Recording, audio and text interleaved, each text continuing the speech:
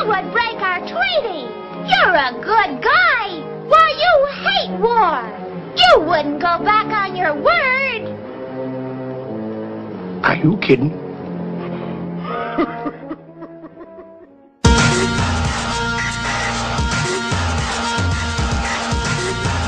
Man to the top, you will find the same people who own the corporations that lobby every high-ranking political official into place.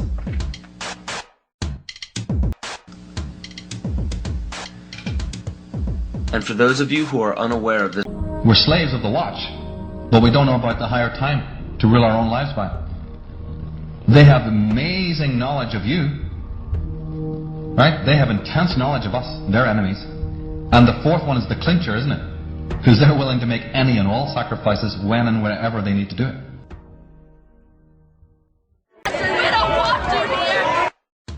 both religion and politics are forms of groupthink. Words such as patriotism and faith are both fancy words that ultimately mean blind submission. Supposedly, it is considered heresy or unpatriotic to question the words of your leader.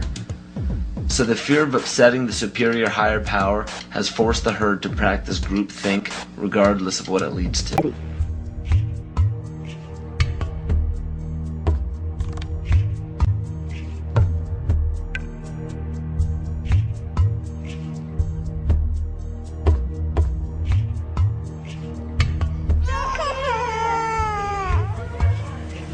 Till now, the diagnosis is not settled for this child.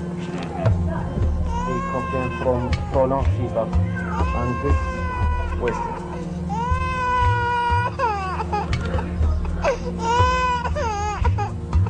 We have heard that 500,000 children have died.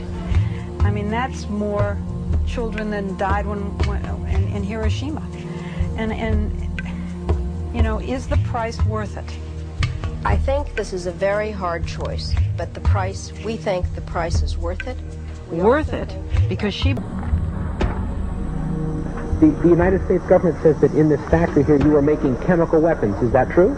No, that's not true. They are lying. Because this is milk for children.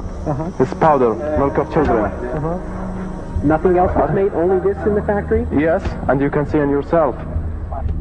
With the only factory in the Middle East to produce powdered milk, they were producing about 17% of their powdered milk requirements. We destroyed that, cut off all the milk. The malnutrition of the mothers immediately jeopardized all of the infants. 70% of the pregnant women, even today in Iraq, suffer anemia. The death rate for children has soared compared to 1989, the last year before sanctions. One of the biggest causes of death in Iraqi children today is because you're operating from a place of ignorance, and until you change that, you're going to be bumbling around, bumping into each other, saying and doing the wrong things, not understanding the nature of your enemy. And if you don't understand the nature of your enemy and the weapons they use, you cannot fight that enemy. You can't fight the battle. You shouldn't even be on the battlefield. Supposedly, a CNN reporter found Osama bin Laden, took a television camera crew with him, went into Osama bin Laden's hideout, interviewed him and his top leadership, and he came out and told everybody, within 3 weeks, Osama bin Laden is going to attack the United States and Israel. Now, don't you think that's kind of strange, folks? You see, because the largest intelligence apparatus in the world, with the biggest budget in the history of the world, has been looking for Osama bin Laden for years and years and years, and can't find him. Some doofus jerk-off reporter with a camera crew bosses right into his hideout and interviews him. And I'm telling you, be prepared for a major attack. But it won't be Osama bin Laden. It will be those behind the New World Order. I wonder what Osama bin Laden's targets are supposed to be. And if they don't, if this doesn't materialize in the next 2 or 3 weeks, it will eventually materialize because they haven't succeeded in getting the guns out of the hands of the American people, nor have they succeeded in taking our freedoms away. And so I can tell you with a certainty, they must do something terrible in order to stop this backlash and regain the sympathy of the mass herds of sheeple out there.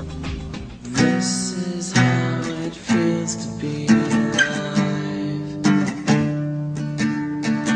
This is how it... What is our common bond truly? Freedom. Freedom. Without freedom, you can't be a Christian no matter what denomination you belong to. You can't be a Buddhist.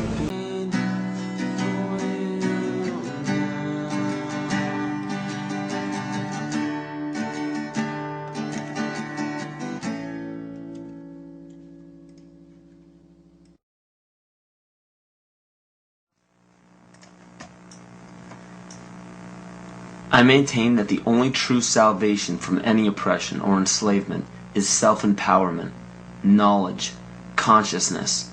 This is true rebellion. Don't get caught up in the 87% of people who follow the leader. People who think that they are rebels because they denounce authority simply because it's the latest fashion. Don't march the streets claiming that you are the enlightened one because you read a book or saw a film that gave you a glimpse into an uncommon knowledge. Don't scream phrases into a megaphone that you borrowed from another person's research.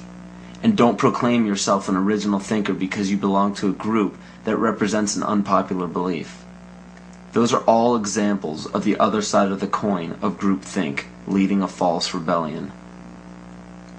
False rebellion is dangerous because it gives the illusion that you are free and thinking for yourself. A true rebellion, a true revolution, begins when you quit following and start leading. And those who end up following you should be taught by you to quit following you and start leading. And the only way to lead successfully is by fully